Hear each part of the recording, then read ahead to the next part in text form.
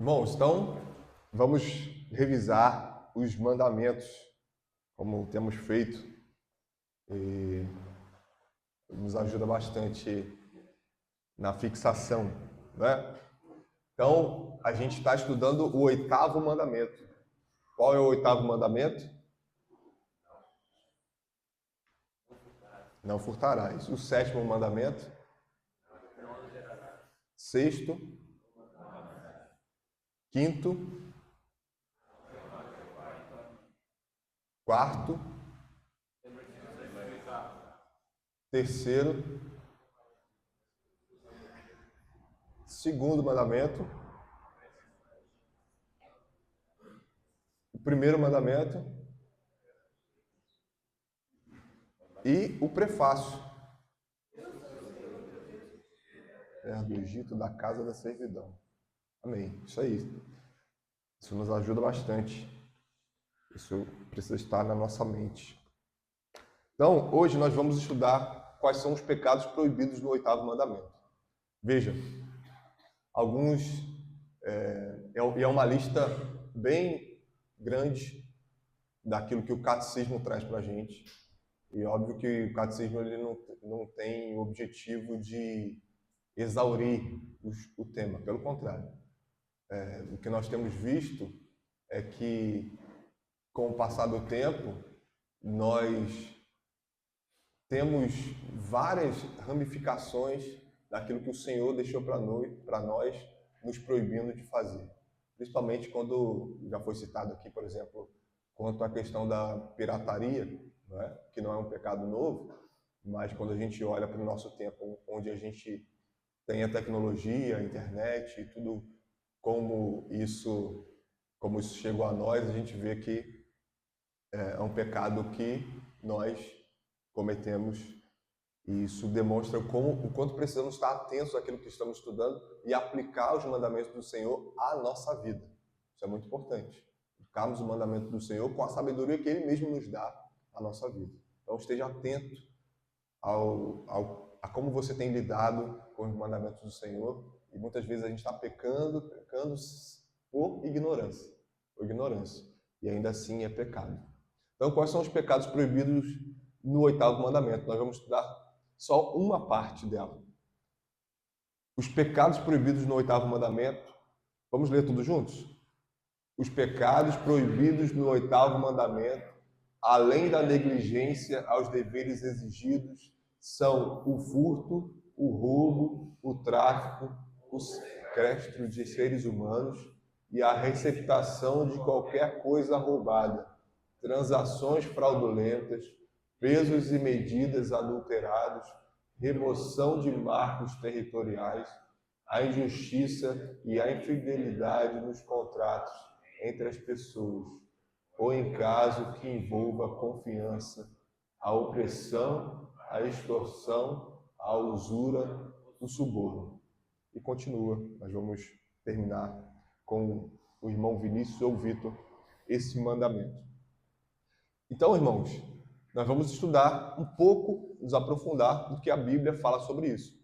Mas antes, quais são os pecados comuns que são obviamente proibidos pelo oitavo mandamento? Veja: furto, roubo, arrombamento, invasão de domicílio, desvio de dinheiro, receptação de roubo, usar ou tolerar pesos e medidas adulteradas e coisas semelhantes, as quais são tão facilmente compreendidas e claramente reconhecidas como erradas, que comentá-las excessivamente seria supérfluo. Esses pecados são reconhecidos como errados não apenas pela Bíblia, mas também pela revelação natural de Deus. Então, irmãos, o homem natural consegue concordar que tudo isso que nós vamos ver hoje é crime. O homem natural consegue, lembrando das exposições que nós tivemos em Romanos, consegue, pela norma da lei gravada no coração, entender que isso é errado. Né? Os homens mais isolados por toda a Terra vão chegar a essa conclusão. Mas por que nós precisamos estudar? Por que nós precisamos abrir a Bíblia para estudarmos isso que nós sabemos que é errado? E mais, a gente pode argumentar de tal maneira: pô, isso aqui eu nunca cometi, ou isso aqui faz muito tempo que eu não cometo. Né? Tem um problema aí também. Tem um problema porque a palavra de Deus fala: aquele que está de pé, luz para que não caia. Então, a gente tem que olhar esses pecados aqui, como a gente vai ver: receptação, arrombamento, invasão de domicílio. E aí os irmãos podem chegar à conclusão: poxa, a gente precisa se aprofundar nisso, né? Então a gente tem que estar muito atento, porque a gente não sabe, né? A gente tem que olhar esses pecados não com desdém, mas com temor, sabendo que nós podemos chegar a esse nível. E um outro motivo é da razão da esperança que é em nós, porque, como já dissemos, as pessoas sabem que é errado, mas a gente pode demonstrar isso na palavra de Deus que é errado, de que o próprio Deus instituiu isso na sua palavra. E mais, nesse segundo motivo, nós podemos pregar o evangelho às pessoas, demonstrarem que o Senhor requer santidade e que há salvação para elas, apesar do pecado delas, em Cristo Jesus. Então, apesar de comentar excessivamente, ser supérfluo, no sentido de que a gente poderia gastar mais tempo com um estudo de coisas mais sutis, a importância está aí, dada. A gente abrir a Bíblia, a gente lembrar dos textos bíblicos que falam sobre isso, para nos ajudar a fortalecer a nossa fé e a fortalecer a fé dos nossos irmãos. Né? Porque a gente não está aqui só por nós, como foi dito no devocional hoje. Eu vou para a IBD porque eu tenho que aprender da Bíblia. Não, você vai para a IBD porque você tem que aprender da Bíblia e fortalecer a vida dos demais irmãos com a palavra de Deus também. Então vamos lá. A negligência dos deveres ordenados no 8º mandamento. Um texto de Tiago, que é o livro que nós estamos estudando. A gente pode abrir todo mundo junto. O irmão Gabriel Martins pode ler para a gente. Um segundo só, irmão, para a gente abrir aqui.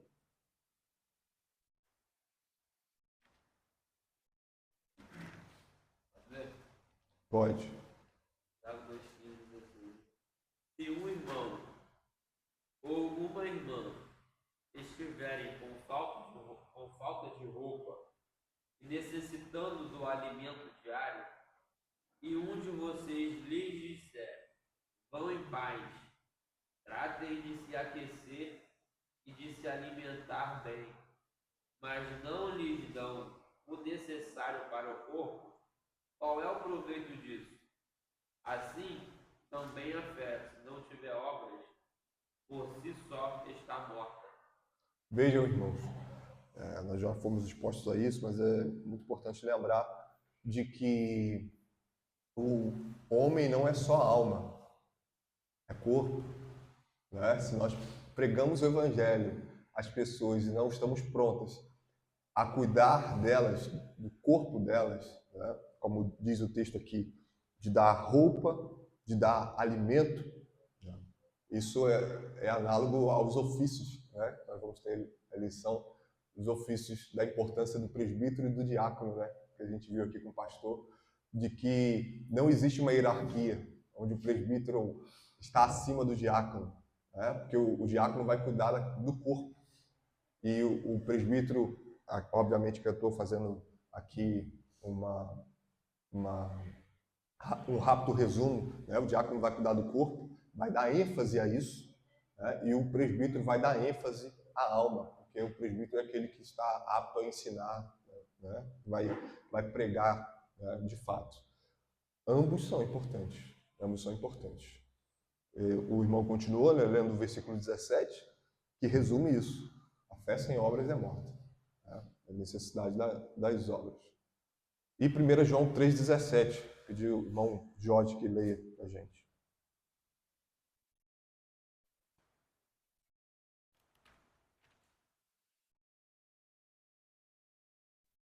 Ora, aquele que possuir recursos deste mundo e vir a seu irmão padecer necessidade e fechar-lhe o seu coração, como pode permanecer nele o amor de Deus? Autoexplicativo, né, irmãos? De João, ele é enfático. Se assim você não faz, não há amor de Deus em você.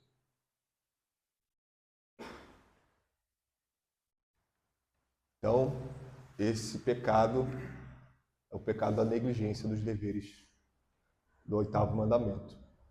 Agora, o pecado do furto, do roubo e do tráfico ou sequestro de homens. Efésios 4:18. Referência. Está errado. Acho que é Efésios 4:28. Podem abrir aí. É o 28. Efésios 4:28. A gente já tem lido, né? Pediu o irmão Vinícius que leia. Aquele que furtava não furte mais. Antes, trabalhe fazendo com as próprias mãos o que é bom, para que tenha o que acudiu ao necessitado. Então, o que a gente já comentou desse texto é que ele traz o aspecto negativo, positivo, e vai tratar sobre o pecado do furto, certo? E agora sobre o pecado do roubo.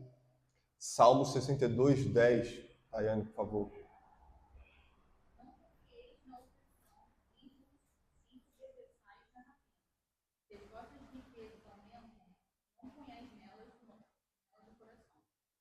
Isso aí, a rapina, essa expressão usada na Ara é a mesma coisa que roubo.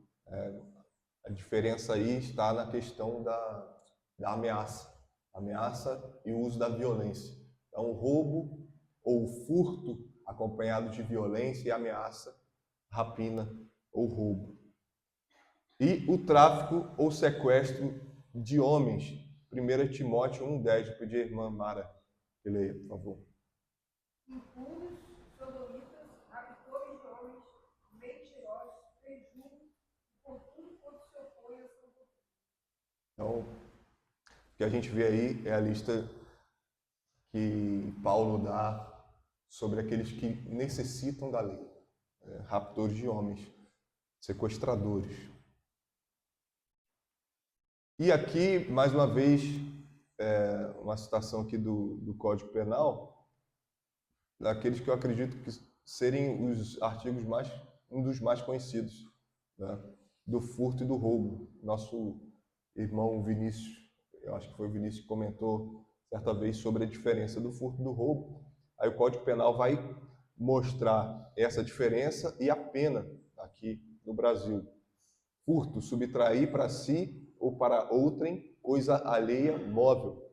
A pena, reclusão de 1 a 4 anos e multa.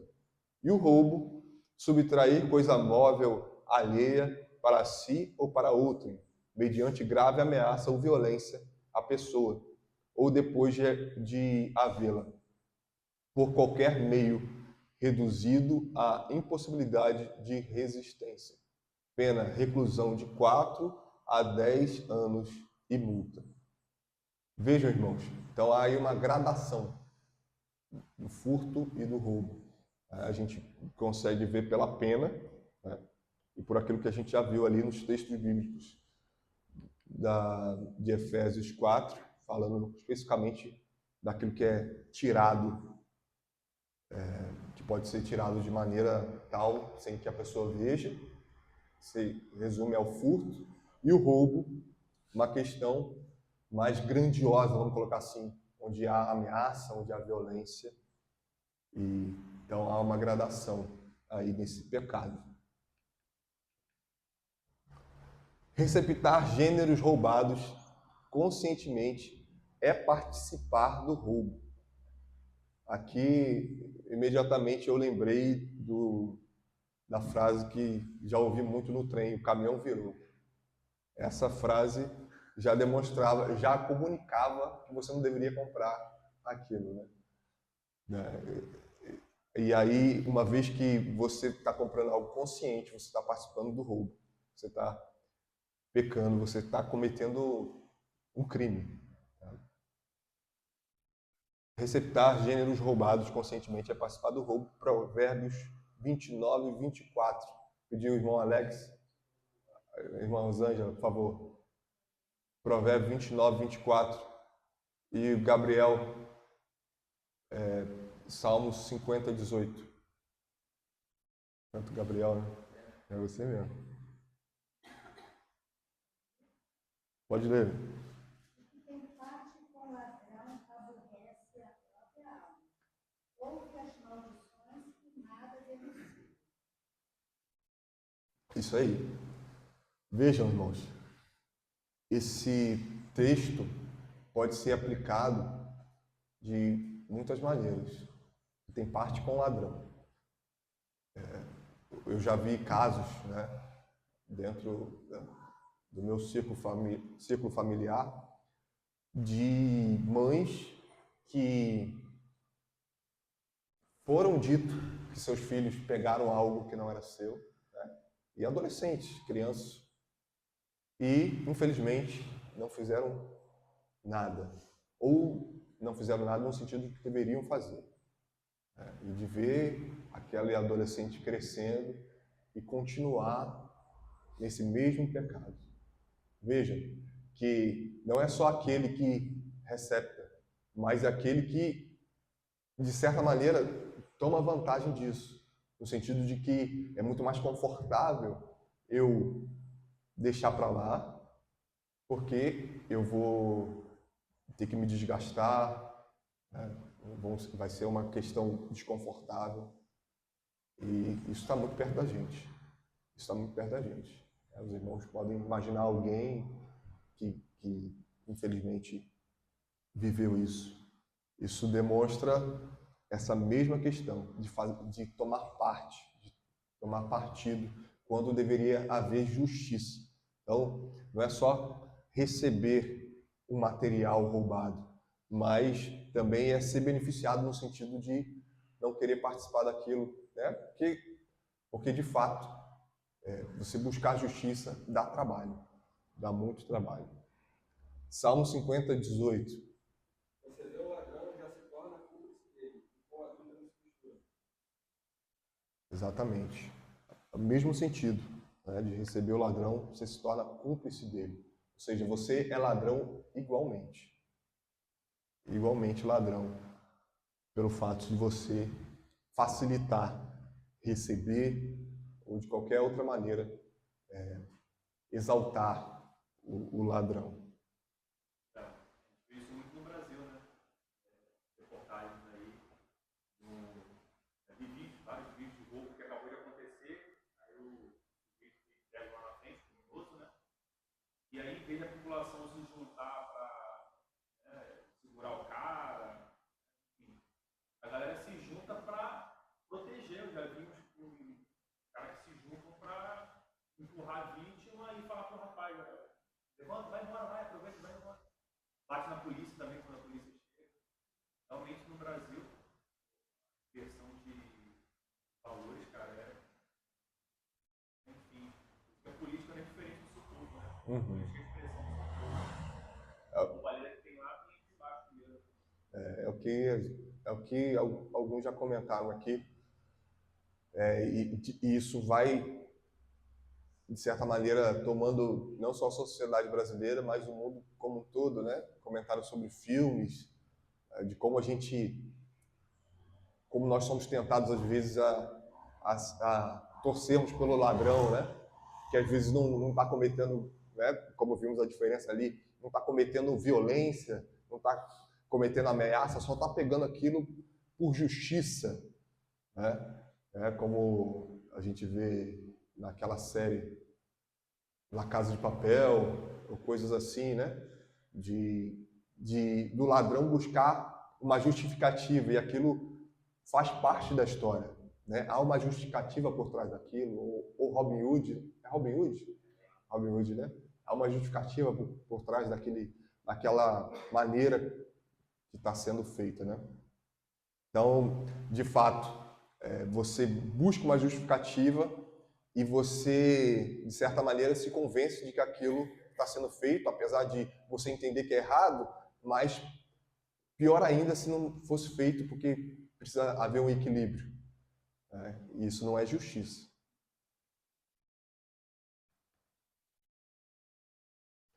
a transação fraudulenta e o uso de pesos e medidas adulterados é pecado. 1 Tessalonicenses 4:6.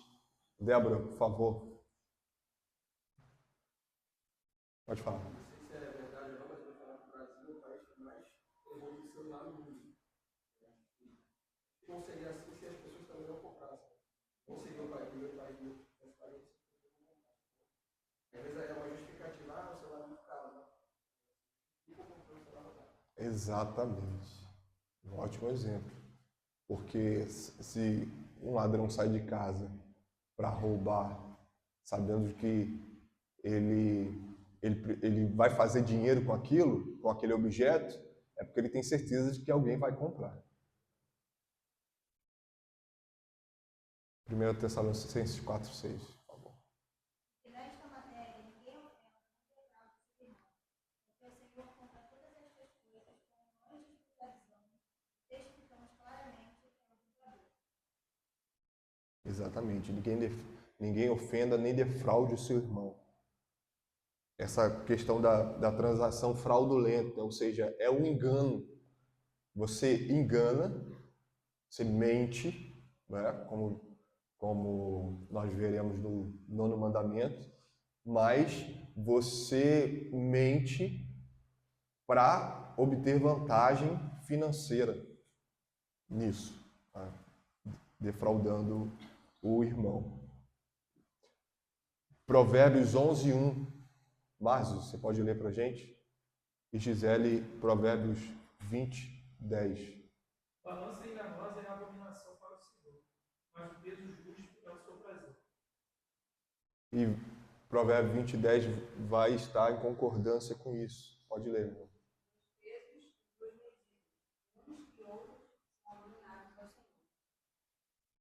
Vejam, irmãos, essa questão a gente pode aplicar aquilo que a gente compra acreditando que é aquele peso, né? Você compra 1 quilo de arroz, ninguém pesa, né? Ninguém pesa para saber se tem 950 gramas. A gente acredita que há ali 1 quilo de arroz. E qualquer outro tipo de objeto, comida, a gente compra na confiança, né? Um sanduíche que se vende por 15 centímetros. Então, a gente espera que ali haja 15 centímetros no sanduíche, né?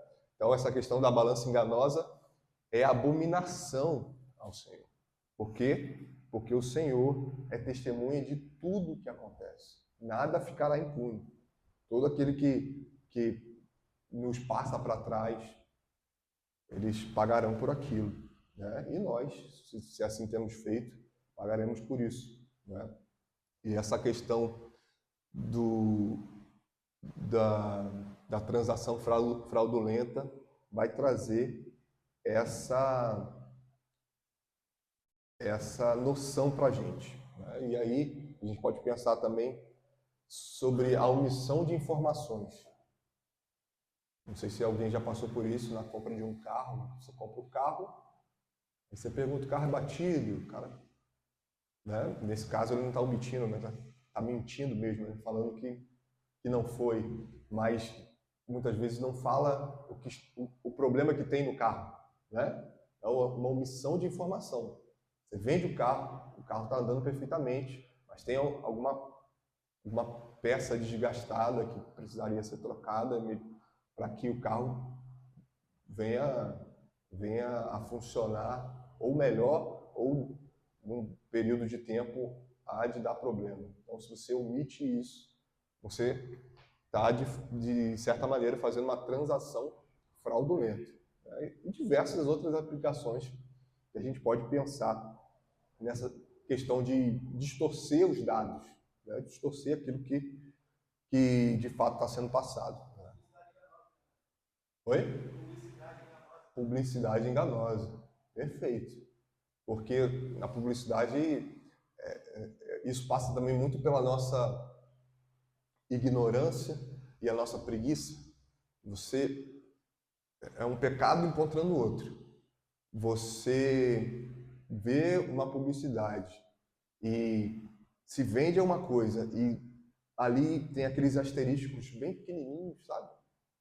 E aquilo ali precisaria estar bem mais claro, né? E o argumento daquele que está fazendo aquele marketing pô, estava escrito lá, mas a gente vê que aquilo ali era fraudulento, a gente vê que aquilo ali não houve honestidade de tal pessoa. Claro, estou falando desse exemplo, tem outros exemplos em que nem isso vai acontecer, né? Nem o asterisco vai estar lá. Então, de fato, a publicidade é uma aplicação muito boa nesse sentido, a quebra do mandamento, vendendo algo, ou seja, fazendo você pagar por algo que você não vai receber. Isso é roubo, né? Isso aplica muito bem, não só ao 9º mandamento, mas também ao 8º. A remoção intencional dos marcos de propriedades por ser uma forma de roubo contrária ao 8º mandamento. Vou pedir a Aline que leia Deuteronômio 19, 14.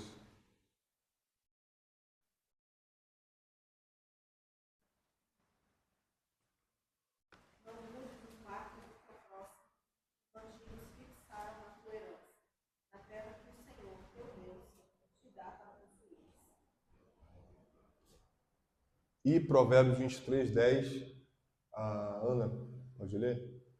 Que a gente vê aí em Deuteronômio 19, 14, o comentarista vai dizer que na época em que a terra prometida seria ali ainda, eles entrariam ainda na terra prometida, em Deuteronômio 19, já havia o mandamento do Senhor de que aquilo ali não deveria ser mexido. Né? E o que as pessoas faziam à noite era mudar as estacas de lugar, quebrando o mandamento contra o Senhor. Mudava a estaca de lugar durante a noite, você aumentava 10 centímetros, 20 centímetros, você ganhava 20 centímetros assim, ó. Tirou uma estaca de um lugar, colocou em outro, você ganhou 20 centímetros no seu terreno. Né? Então, a remoção intencional de marcos de propriedade. Provérbio 23, 10.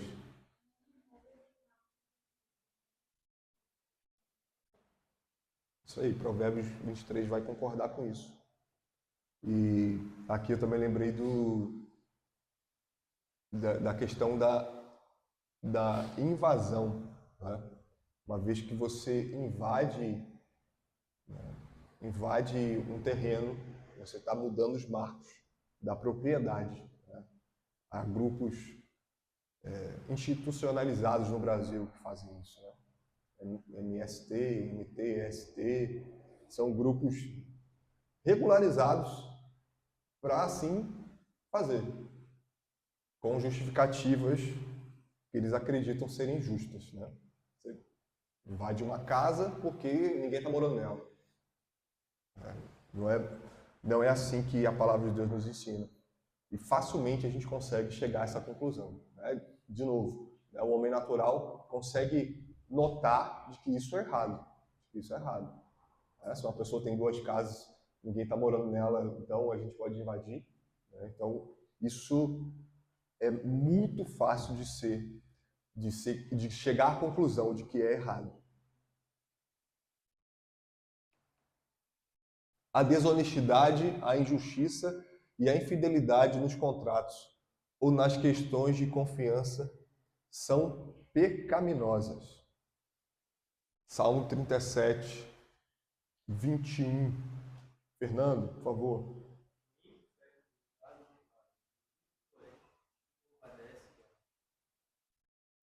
Esse verso vai trazer o contraste do ímpio e do justo, uma vez que você abre a sua boca, né, e diz que vai fazer e não faz. Você pegou emprestado, eu vou fazer assim, em tal dia, de tal maneira, e não faz, você é semelhante ao ímpio. Isso é muito forte, porque quando nós entendemos o mandamento com tal profundidade, nós vemos o quanto precisamos de Cristo. Porque ao lermos Salmo 37, 21, nós concluiríamos que fazemos parte dos ímpios e não dos justos. Porque a gente pensa em coisas grandiosas, né? Alguém pega uma quantidade enorme de dinheiro emprestado com você, ou com o banco e não paga, ou suja o seu nome e some. Né? A gente consegue entender facilmente que isso é errado. Mas muitas vezes somos pegos de tal maneira, ao pegarmos uma coisa emprestada, esquecermos, né? Já tratamos disso aqui, são coisas muito menores, mas ainda assim, há um erro aí. Então, precisamos imediatamente correr para Cristo e nos arrependermos desses pecados. Interessante isso que você falou, a questão do trato, né? Porque às vezes a gente lê contrato e acha que somente assume compromisso quando é por escrito, né? Mas no direito civil, o contrato ele pode ser por escrito, ele pode ser verbal, ele pode ser inclusive tácito, ou seja, nem verbalizado foi, mas houve uma comunicação ali que houve um contrato. Sim. Então, é interessante isso, porque às vezes a gente pode não estar quebrando aquilo que é escrito, mas como você bem destacou aí, a gente não está honrando as nossas palavras nas obrigações que nós assumimos. Né? Exatamente, Quebrando perfeito. contratos também. Perfeito. Quebramos contrato dessa maneira, né? A gente, de novo, né? A gente pensa em algo muito formal, mas ao abrirmos a nossa boca, dissermos que vamos fazer de tal maneira e não fazemos, estamos quebrando um contrato também. Lucas 16, 10 e 12. Áquila, por favor. 10 a 12.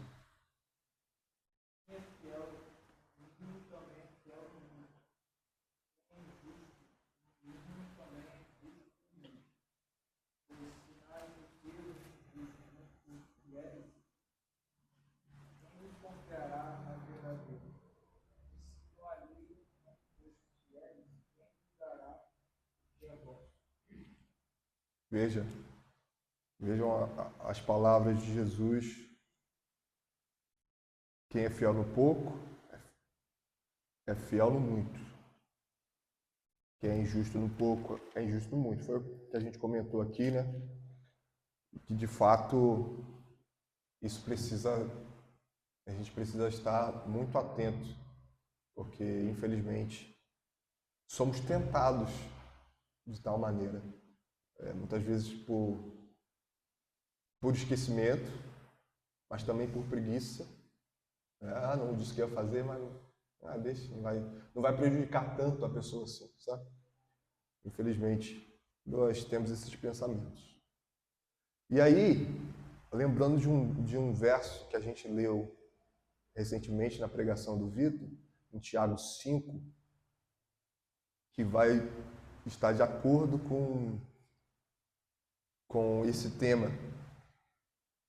Tiago 5, versículo 4, diz assim: Eis que o salário dos trabalhadores que ceifaram os vossos campos e que por vós foi retido com fraude está clamando, e os clamores dos ceifeiros penetram até aos ouvidos do Senhor dos Exércitos. Ou seja, esses ricos eram ricos e ocultavam ou atrasavam, buscavam obter mais lucro com o salário que não pertencia mais a eles, mas com aqueles que eles tinham feito o contrato, seja de boca, seja aí escrito, né? E de fato você dizer que vai pagar e não pagar é fraude, a desonestidade da sua parte. E são proibidos todos os tipos de opressão ou meios de se levar vantagem sobre desvalidos e outros em proveito próprio. Pedir ao Luiz que leia Levítico 25, 17 e Alex, Mateus 23, 25. Ninguém escolhe o próximo, mas temam ao seu Deus. Eu sou o Senhor, o Deus de vocês. Mateus 23, 25 e depois, Gabs, por favor, leia Salmo 15, 5. Ai de vós, escribas e fariseus, hipócritas, porque ele faz o exterior do corpo purificado, mas estes por dentro estão cheios de rapina e esperança. E Salmo 15, 5. Não empreste o seu dinheiro com usura, esse por enquanto inocente. E deste modo procede, não será jamais abalado. Irmãos, isso se dá num contexto demonstrando, inclusive, maior gradação do pecado do roubo, onde você explora aquele que é mais necessitado. Por exemplo, quando você empresta o dinheiro, a pergunta do catecismo ou a resposta do catecismo vai tratar da questão da usura, que, você abrindo o dicionário, a definição é apego excessivo ao dinheiro. E nesse contexto de Salmos 15, 5, que não empresta com usura, vai tratar sobre a questão de você emprestar um dinheiro sem juros ou com juros justos. Uma vez que se você se aproveita da necessidade do outro para ter lucro excessivo, é quebra do 8º mandamento. O fato de você aproveitar desse momento. Porque se uma pessoa está buscando, está precisando de dinheiro, é porque ordinariamente, ela precisa de algo. Se ela chega até você para pedir, né, precisa de algo. E é claro, a gente já tratou sobre isso, na questão se você deve emprestar, isso tudo é discutível, mas o fato é que se você busca emprestar e você quer oprimir, você quer ganhar dinheiro excessivo em cima disso, há um problema. Né? Existem algumas exceções, mas mesmo assim você vai emprestar com juros justos. O crente, ele não vai buscar emprestar com juros que não sejam justos. Exceções como um investimento numa empresa. Né? Então, a pessoa vai abrir uma empresa e você vai emprestar um dinheiro. Um exemplo, tá, irmãos? Você vai emprestar com juros que sejam justos. E você não há problemas necessariamente em ganhar dinheiro com isso. Tá? A grande questão aqui é essa gradação no momento de vulnerabilidade, oprimir essa pessoa. E o último ponto para a gente tratar é o suborno. Por ser essencialmente desonesto e injusto, é sempre errado. É sempre errado. A gente vai ler só um texto de Isaías 33:15, pedir a Dayana que leia Isaías 33:15. A gente já viu ali no texto de Salmo 15, 5, que o irmão Gabs leu, fala também sobre suborno. Isaías 33:15, todos os irmãos podem ler, porque vai ser o único aí. A gente vai ver uma lista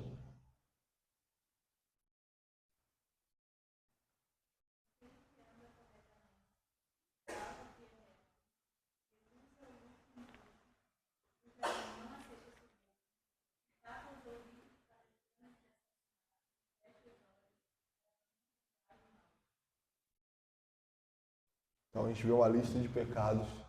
Uma delas é o suborno. O texto fala, recusa aceitar suborno. Se a gente for procurar no dicionário suborno, um dos sinônimos é corrupção.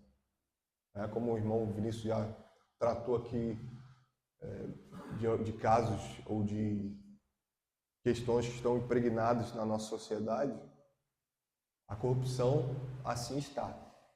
Uma vez que facilmente nós conseguimos criticar os políticos, nós conseguimos tecer críticas àquilo que eles fazem, seja em âmbito municipal, estadual ou nacional, mas, infelizmente, nós nos pegamos praticando o suborno, praticando a corrupção.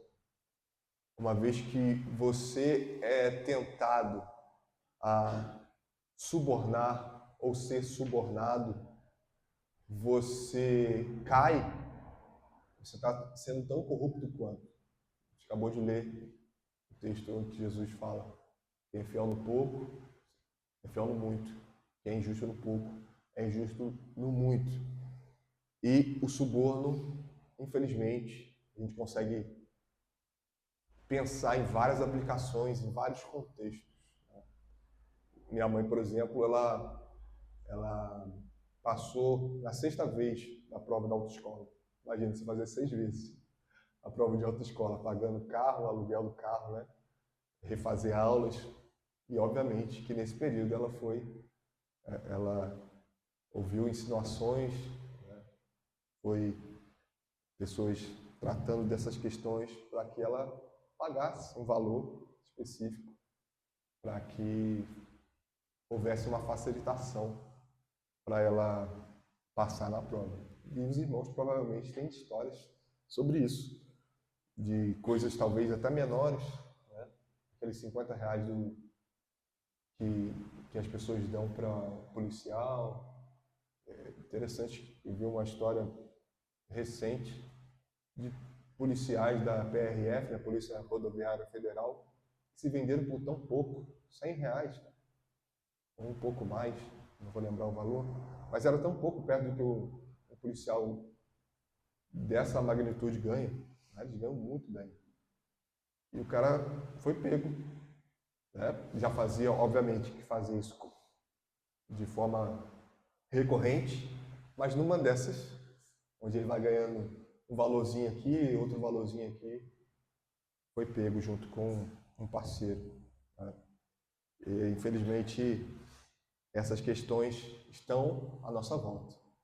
Se a gente não foi seduzido por isso, de alguma maneira seremos tentados a fazer, porque, inclusive, muitas vezes as pessoas à nossa volta estão fazendo e vão trazer argumentos interessantes no sentido natural, né? Pô, isso aqui, você vai fazer isso, mas não vai prejudicar ninguém. Pelo contrário, você só vai ter benefício, mas ninguém será prejudicado com isso, né? Ou seja, você vai pagar aqui, mas você não vai tirar a vaga de ninguém. Ninguém vai... Ou seja, são questões que, se você bate o pé, se você é rígido, se você se mantém firme, as pessoas vão rir, de certa maneira rir, entender o quanto é ilógico. Poxa, mas é só fazer assim, ou só fazer assado e tudo vai estar resolvido. Por que você vai para o caminho mais difícil? Provavelmente os irmãos já viveram essa situação, ou já conhecem alguém que viveu, sabe da necessidade de nós permanecermos firmes, porque, de fato, nessas questões, nós seremos lembrados de que fomos chamados para boas obras, de que a nossa vida é sofrer o dano material, porque tudo aquilo que sofremos aqui, temos a certeza que seremos glorificados com Cristo. Então é isso, irmãos, que o Senhor nos ajude a permanecer firmes nesses pecados que nós vimos aqui, muitos deles escandalosos, que a gente pode dizer, isso aqui eu nunca fiz, mas não pode dizer que todos esses que nós vimos nunca fizemos. Algum deles já, infelizmente, caímos, e que possamos estar atentos para que não venhamos a cair de novo. Que o Senhor nos ajude assim. Algum irmão quer fazer uma consideração, uma pergunta?